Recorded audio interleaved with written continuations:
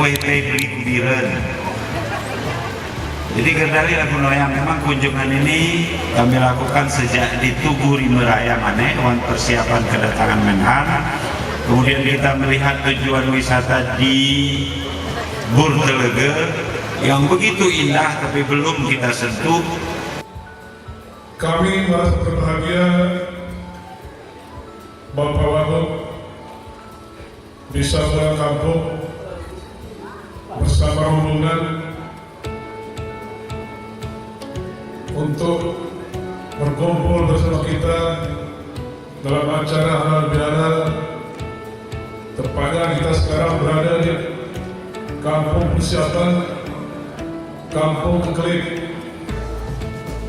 Itu maka saya sampaikan kepada pendeta tadi, ini tidak tahu budaya politik, ini halal bihalal.